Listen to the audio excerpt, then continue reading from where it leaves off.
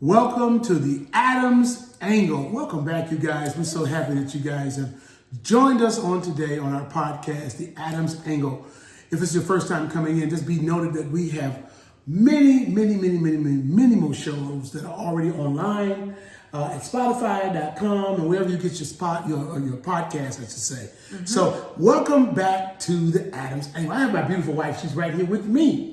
Yes. Oh man, like she always is, right by my side. Yes. We're so excited you guys are joining us today.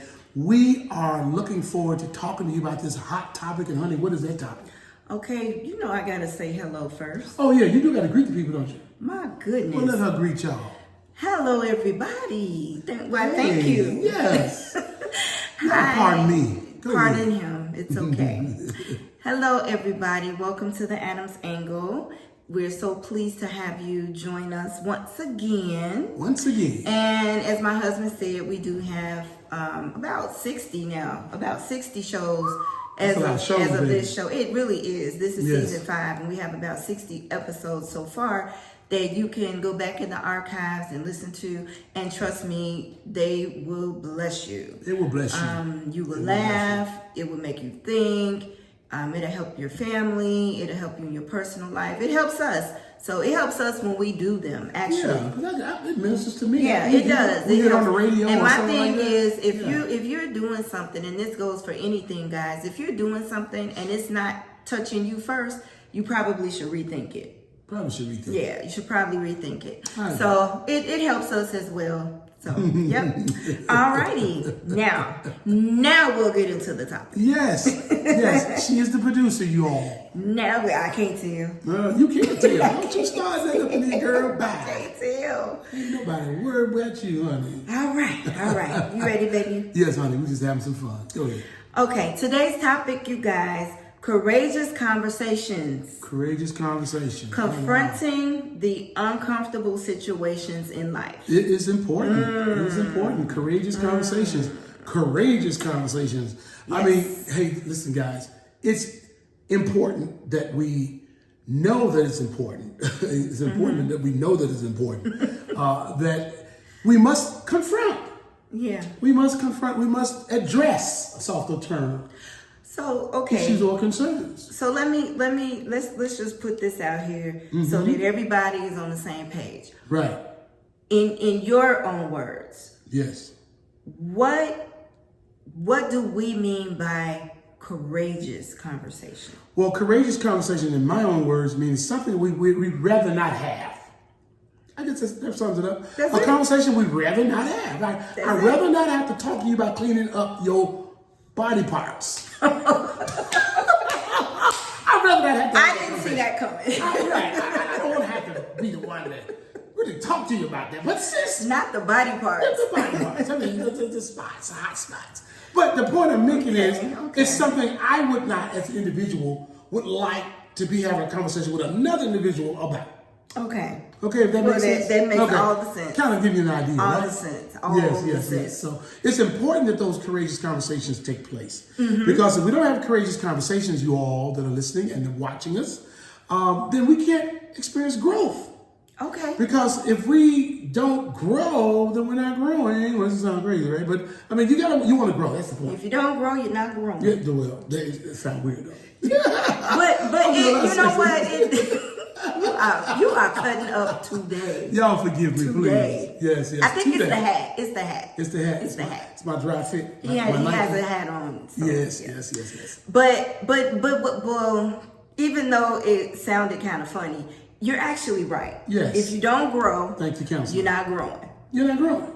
Because we can easily stay in the box. We can carry on like there's nothing going on. People use this term, elephant in the room. Okay. Everybody in the room knows this is the issue, but nobody wants to address it, and nobody wants to talk about it. Right. Nobody wants to look over there to the right or to the left. Right. And that's something that we have to get over as a people. And that's kind of and we hate to call people cowards, but that's kind of a cowardly way of approaching things.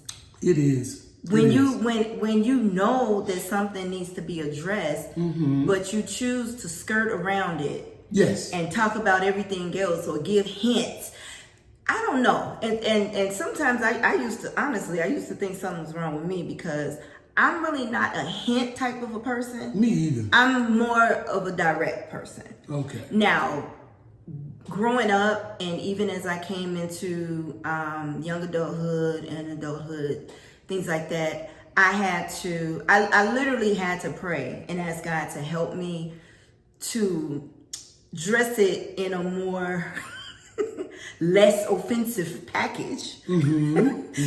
Because I've just always been very direct. Gotcha. But I think when I was a little bit younger, it probably came across as more blunt.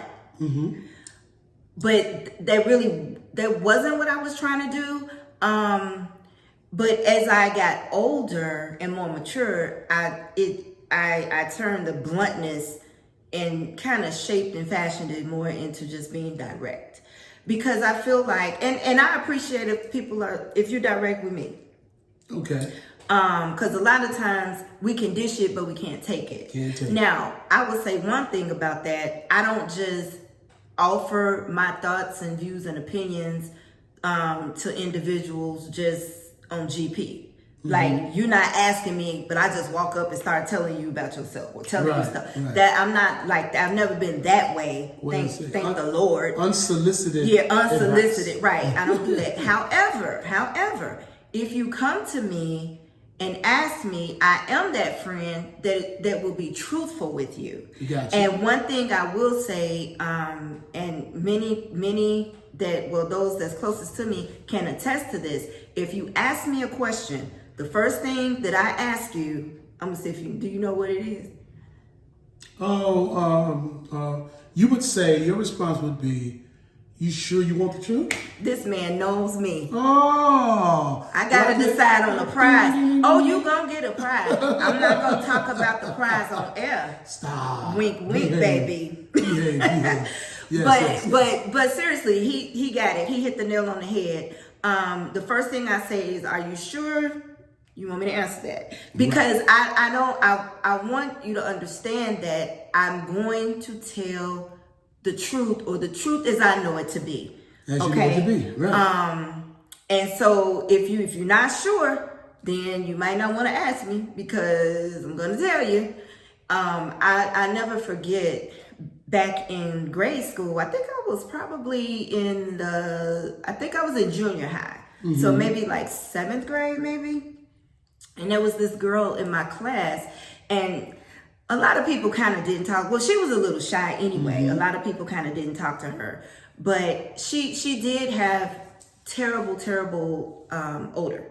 She had an odor. She had body odor. She had body odor. She had breath odor. It was just odor. I don't know. I can't decipher which region it was coming from, but it was just there. And you know, a lot of, at that age, kids tease you and they laugh and they talk about you. Well, my parents taught us better than that. I knew better than to do that. So I did not enter into the joking and teasing and things of that nature, only because I just always felt like treat people the way you want to be treated, even from an early age. That's what we were taught. Absolutely. And so, but at the same time, even though I wasn't entering into the teasing, I also wasn't doing anything to help the situation. Gotcha. So I just kind of was like, I took kind of a standoff approach to it. And one day, I shared with my mom, and because you know how the teachers would put your desk side by side, like you would have a desk partner and all that stuff. And she was my desk partner, and every day I just felt like I was going to lose my lunch. It was just bad. Ooh. And so I came home and I told my mother, and I was like, Ma, I don't know what to do. Like, it's bad. Like, I can't even focus and think and do my work. And my mother said, well, did you pray about it? I said, no. Remember, you talking to a 12-year-old. Right. I'm like, no, I didn't pray about it.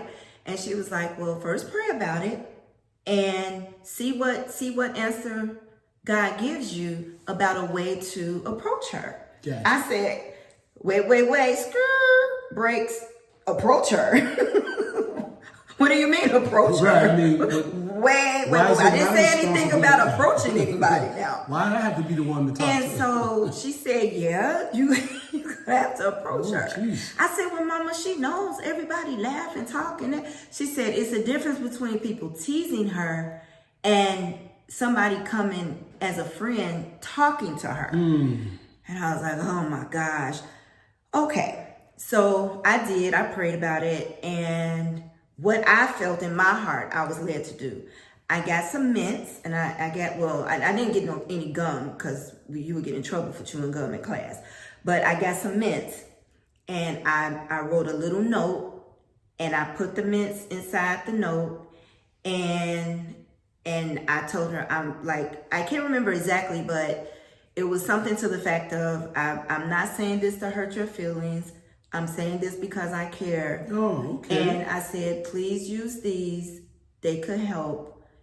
And I told her I would be her friend or something like that. And I put them inside of her desk. And and I signed my name, and she got them, and I saw a little tear. But I thought it was because I hurt her feelings. But afterwards, she thanked me, and she said, you were the first person that didn't talk about me. You talked to me. And that was my lesson of courageous conversations. I didn't know what they were called back then. Yeah. But that was my first lesson. That was a hard, and at 12, that was a hard thing to do. That was hard. Very, very much so, because again, you were encouraged to have a conversation that you rather not have had. Totally. But adhering to the request that your mom put before you, you got the other side of joy of that would have been the happiness of a friend. Yes. So you gained a real true friend in that moment. So, I did. But in our adult lives, in our relationships with people, it is important that we have these meetings or these conversations, because you're going to force a person to stay the same old thing. If change is needed, it has to be addressed. Right. To expand. Right. And growth. And you know what? If I don't do that, then we're going to stay in whatever that issue may be.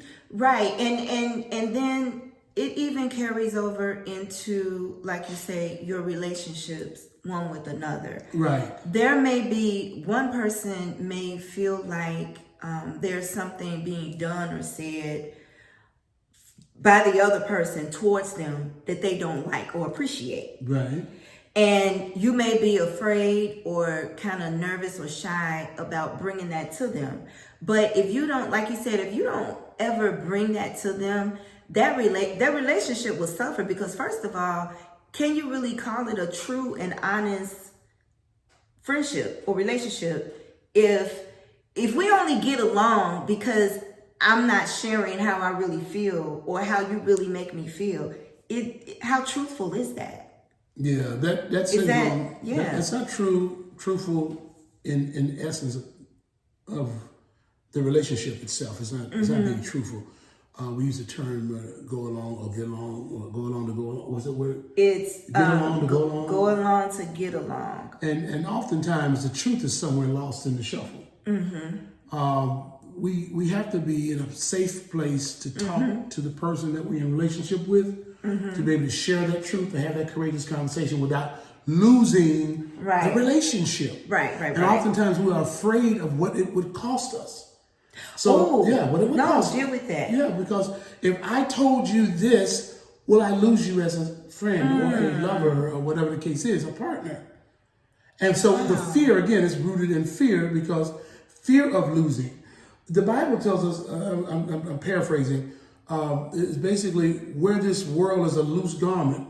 Another passage says is when you are willing to lose your life is when you actually gain it. So if you're willing to go to the end of it, to a thing, and say, hey, I'm just going to put that out there. I don't like the way you treat the kids. I don't like the way you talk to the dog. Okay. I mean, and you may storm out of the house. You may slam a door. You may not talk to me for a week. But I'm willing to risk that. Okay. To get us to a better place. So for the betterment of the entire relationship or situation. Right. And oftentimes people come, if they're honest within themselves and of a holistic or whole person come back here, they'll say, I'm glad you said something. They'll come back and say, I'm glad you Well, mentioned if they're a healthy-minded individual. Right, that's what I'm saying, healthy. Now, let's deal with those in the world that may not be so healthy-minded. Narcissistic people, pronounce the word. You said it, narcissistic. Okay, those folks are, it's the world's about them, sunset on them. So when you're dealing with a narcissist, yes, you share with them how you feel about something. And most times, think about it. A courageous conversation really is a conversation from your heart. From your heart. From your heart. This is what I feel. And the reason it's called courageous conversation because it took courage for me to even be able to present this to you. Yes. Meaning already I'm coming to you kind of like, ooh, I don't really want to have to say this, but I'm not coming bold and in your face, and I'm already coming kind of humbly. Yes. I'm coming in a way like I feel like this is important. Well, at least you should. You should. I'm coming feeling like I think this is something important. I think that once this is out in the open, we'll be the better for it. But if you present that to a narcissist or somebody who is negative or doesn't want to receive that, sometimes they can take it and turn it on you as if you did something wrong. Yeah, and now we got everybody's throwing that phrase gaslighting around now. They throwing out gaslighting. But the truth of the matter is, that's exactly what ends up happening. Yeah. People turn it around and then begin to make you question and wonder if what you said is really true or what was my true motive or intention. Right. And all that is, the gaslighting, all it is making you end up and scratch your head. Right. So you go to a narcissist and say, this is the problem, this is the issue. You're met at the door most times, hands up, block the wall. Extremely defensive. And they're not even hearing what it is that you're saying. And then the other route that you said, the gaslighting route, they would listen to you or pretend to listen. Right. And then they flip it around on you. Right. Making you leave the room questioning what they never truly address the matter. Yep. They skirt, we call it skirting or deflect. Right. And so you walk away and it hasn't been addressed. No. Now you feel worse for having said something, which I think is a lot of the reason why people don't have courageous conversations, because, like you said before, the fear of something like that happening, and so they would just rather leave it alone, or well, I don't have to deal with them much anyway, so I'll just let it be. But the problem with that is the times you do have to deal with them or be with them or deal with that situation, once again you find yourself feeling bad. You ever been around people, or even the thought of being around certain people, you already get, it's almost like anxiety. Yeah. It's like a dread. Right. Was it Angela Maya? Maya Angelou? Maya Angelou said, and I quote, people oftentimes forget what you did or whatever, or your face, your name or whatever, but they never forget how you made them feel. And to your point you just made a minute ago, certain people can come into a room and change the atmosphere of that room, or just on sight, you feel anxiety, or you feel small, or you don't feel like your normal self, or you feel awkward, you want to exit. You want to say one or two one-liners and move. And leave. Yeah, because that person, and that day, they may have not done anything wrong to you. Just the way they make you feel.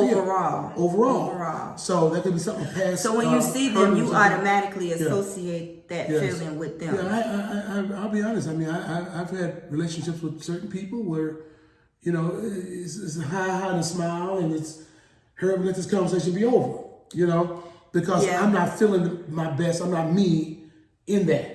And then sometimes we be careful now. We'll mask it with laughter or deflection. Okay. Keep that part of it. Keep something. We can laugh about something we have in common. Or a fake conversation. We call it chewing the fat in the church. You said chewing the fat. I'm chewing the fat. I'm just talking. Fluff. Yeah, a little fluff. Yeah. Nothing. You know, how's the weather? You're talking but not talking. Yeah. And you're just hoping that the bus would come. You're hoping that the bell would ring, the phone would ring. Right. Come on, somebody. The bus so late today. You're thinking, oh, you know me on time. You're late today. But that day you're sitting on that stop and you got to hear this whole conversation. Right. And you're in this room and you're about to lose it. Okay. You want to be around people that make you feel comfortable, safe, inviting. A word is out like it says, celebrated and not tolerated. And sometimes we're tolerated. We're in places where we're tolerated. Wow. And I often wonder why, when you're in a relationship or a place or a situation where you're just being tolerated and not celebrated, I often wonder, do these people not think I can tell that they really don't want to deal with me or put up with me? Oftentimes, psychologically, that's not the other person's thought process. They think they're doing a good job of faking it. Yeah, faking it, and then they're not considering that you have. I always tell my wife often, you all, God gave us all a sixth sense, and oftentimes if you're not careful, you think that you're a legend in your own mind, and you're the only one with the brain that ever was made. Facts. And God, that billions of people on the planet that have brains, that can think, and they smell you too. Some people may say something, somebody may not. Somebody may choose something to you later. They feel they're not wanting to be there. They already know the teacher know you don't want to do the homework. You got to holler, oh man. She already knows the homework class, and you looking straight ahead. She already knows somebody don't want to do this homework. Right. So just be honest. She might not make the announcement, but she knows it. Right. Mama know that you don't care for those vegetables. Right. She know that. Right. But yet she put them on your plate. Right. You crazy if you think that they don't sense the same thing. It's a two-way street. Okay. Oftentimes you hear about people with those near-death experiences. One of the first things that all of them collectively says, once you're in that space, then it's no use for the mouth anymore, because people just know, like God knows our thoughts. He knows our hearts. He knows what you're trying to say. You haven't even moved your lips. And that's how it is with us on the earth. We're just in a physical capsule of our bodies. Okay. But people tend to know, like the gut feeling that you get, we know that something just ain't right. Right. Yeah. I can't put my finger on it. Right. But in the earth realm, we want you to prove it, like in court. Where are the facts? Where are the proof? Where's the picture? And some things cannot be tangibly proven. Right. Let's put that out Some there. things you just know. You just know. How did you know that? I just knew. Or at best, you're not surprised when it happens. Okay. I'm not surprised that he stole the money. But all along, see, you already had that vibe. That feeling, yeah. Yeah, see, that's something. That courageous conversations are very, very important to have. It's necessary to have them. And sometimes, in addition to having a courageous conversation so that a relationship can grow, there are times you have to have a courageous conversation so some relationships can end. Oh, but deal with that. Yeah. Yeah, some things are not meant to be or are not meant to be any longer. And we prolong them by not saying something. We prolong them. Oh, that's good. That's good. Everybody feels a certain way, but nobody wants to speak it out loud. And sometimes when you sit down and have those open and honest conversations, you'll realize that this train has come to the end of the road. Yes. It's come to the end. It's come to the end. It's time to get off the track. It's time to... It's over. It's over. Everybody, my mother just said the other day, everybody is not meant to be in your life forever. They're not. Yeah. And you come to this world as kids. I know I grew up with a big family, and my uncles, my aunts, and everybody. I always thought they were there, and not so much with death taking them out. It's just life itself. Right. People grow apart and things like that. Right. And so I was thinking about what you just said about the courageous conversation real quick before we close. I was thinking, I read a story on the young lady who started the Slutty Vegan. It's the aimless plug. Slutty Vegan restaurant. If you're ever in Atlanta area, guys, get you some Slutty Vegan. Slutty Vegan. Shameless plug. Okay, but anyway, she literally got fired the day her life changed. Yeah. Her boss found out that she was going out and actually having a food truck on the side, and I guess it was a conflict of interest or whatever, and she got fired. Right. Guess what? Jermaine Dupri called her over to his office and said, I have Snoop Dogg and some other people in town. She went over there and met with them, and guess what? We have what we got. So it was a trajectory. In several locations. That conversation had to be had. Yeah. That confrontation that she had to have with her employer at that moment. So she left defeated, leaving that office. She was bummed out. She just got fired, got chewed her out about it, and Jermaine Dupri called her up and said, "Hey, Snoop is in town," and he endorsed it. "Hey, y'all get y'all a burger," and it was and guess what? Something, and as we close, that just goes to show and goes to prove that there are some things that are so much better for you that can never enter into your life until some other things exit your life. Absolutely. Sweetie, you are on it. You have spoken it. It is the truth anyhow, as they say in church. Anyhow. I mean, despite what I feel, in my opinion, it's truth anyway. It's the truth anyhow. It's true. It's the truth anyway. So, honey, tell them how they can reach us here on the Adams Angle. Okay, guys, you can reach us via email, right? The AdamsAngle@yahoo.com. You can also follow us on social media, Instagram and Facebook, The Adams Angle. You can also follow our YouTube. Now, here's the deal. We need you guys to subscribe. Touch the button. Subscribe. Click the button. Go to the Adams Angle Podcast. Yes. Hit subscribe and follow us there. We post the show every week. Every week. So that's how you can reach us. Oh, wow. Well, listen, we want y'all to also be aware of the fact that me and my lovely wife, we would love to come to your church or to your faith-based organization or seminar or something to that effect, and kind of deal with your couples there. We don't profess to be bigger than anybody else. We're just practical people, but we're married. We just love marriages, and we love being married. We do. And we love to share what we have. We bring this to your platform, so feel free to reach out to us via email, and we give you some information. Absolutely. We would love to be a guest on your show as well. Yes. Or your panel or whatever the case might be. Absolutely. And all we have is us. All we have is us. We'll bring us. That's enough, ain't it? We'll bring us. Well, we thank y'all so much for joining us on today, and we bless you. Well, God blesses you, and we stand with the Lord as He blesses us all. Amen. Amen. And we will join y'all next time on the Adams Angle. Bye, everybody.